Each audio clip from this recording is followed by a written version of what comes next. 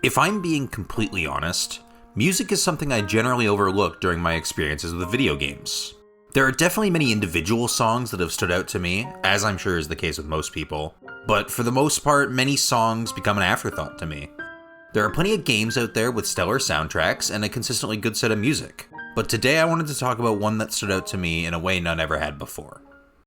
NieR Replicant is a game that managed to change my view on what these soundtracks can be by actively shaping my experience with the game around the music in a way I had never personally gotten to enjoy. If you haven't played this game, no need to worry too much about spoilers. Everything I intend to talk about somewhat in depth can be seen within the first 2 hours or so. On to the game itself. Booting up and starting a new save file will greet you to an opening cutscene of a rundown city caught in a snowstorm. And of course, you are offered no explanation as to how the city caught itself in such a post-apocalyptic state. Instead, you're given a cut to black and some text that appears, showing it's currently the summer of 2053, only adding to the list of questions unanswered. All of this is accompanied by the song fittingly named Snow in Summer, which is what you're listening to now. It's a theme that's largely made up of choir-like sounds that invoke an unsettling feeling that matches the tone of confusion and suspense hanging in the air. After this opening cutscene, you're thrust directly into gameplay. In stark contrast to the odd nature of the intro, the gameplay is about exactly what you'd expect.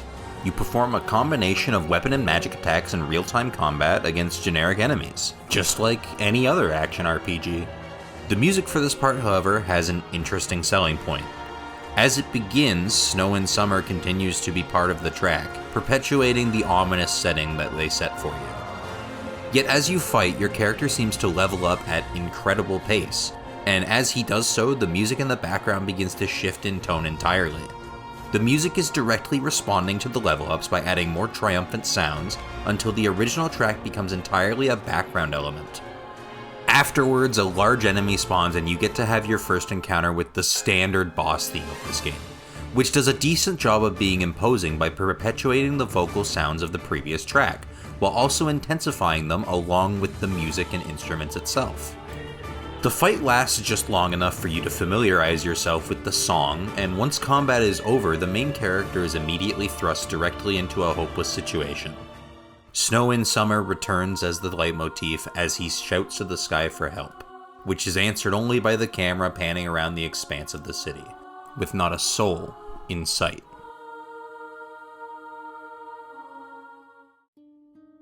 Now that you've completed the tutorial, you learn that what you watched is actually more of a prologue, and the actual game takes place 1,412 years later, in the year 3465.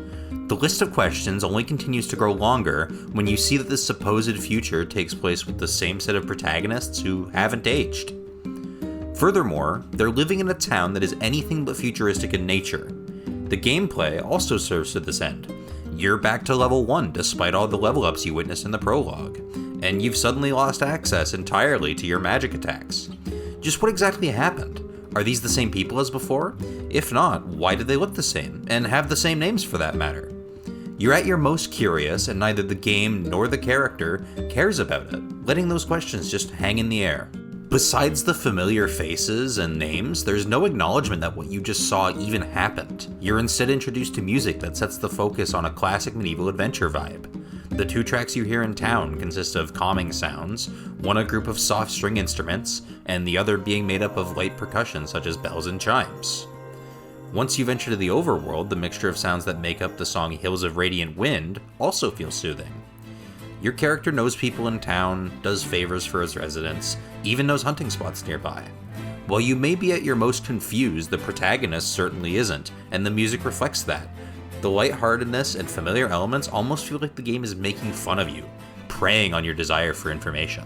So what does the game do about this? Why, it gives you more questions, of course.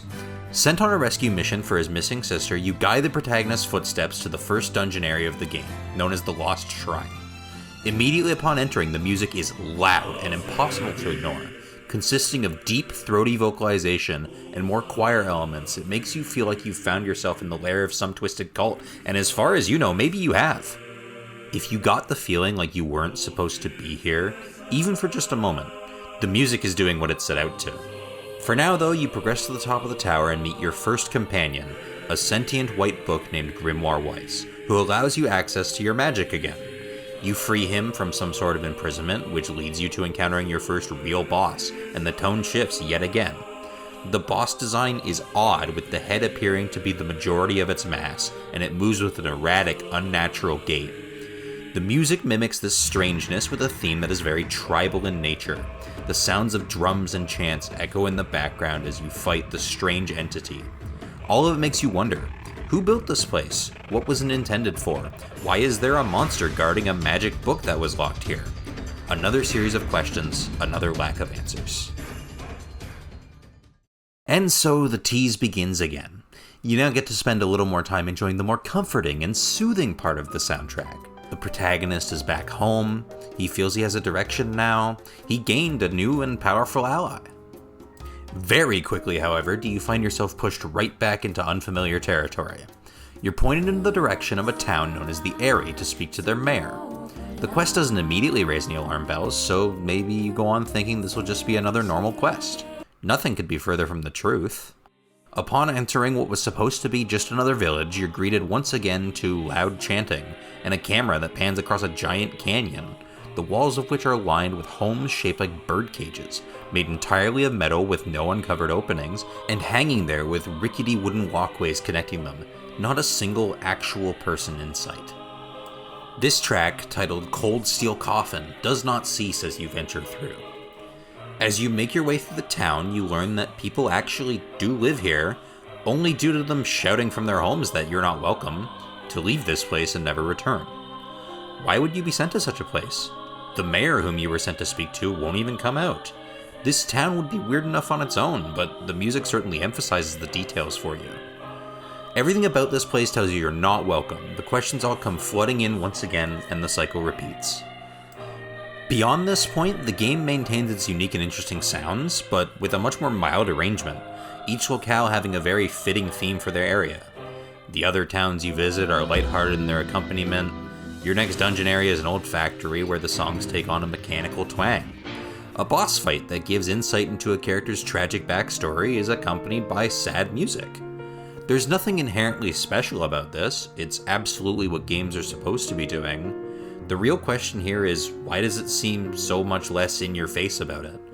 Why go to all that trouble to make all these themes stand out only to get rid of it all of a sudden? While the themes previously definitely matched the tone, they seem to make more of a point of creating an element of the unnatural.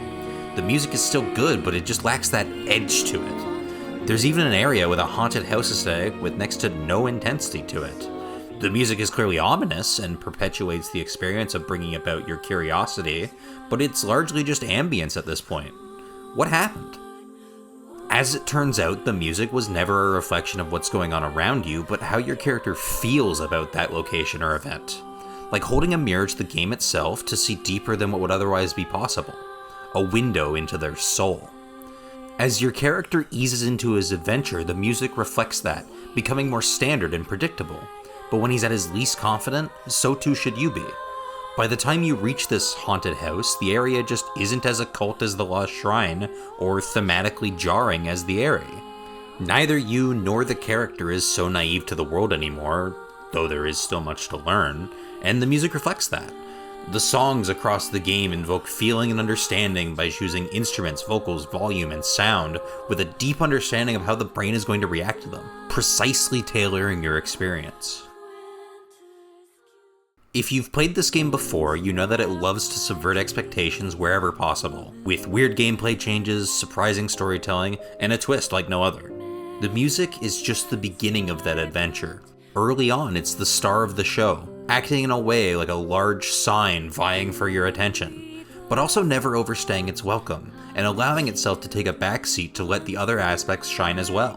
When a game's music stands out to me, it's usually simply because it's a good song. The music of NieR Replicant stands out to me, not just because of how it sounds, but because of how those sounds make you feel, and how those feelings impact your need for understanding.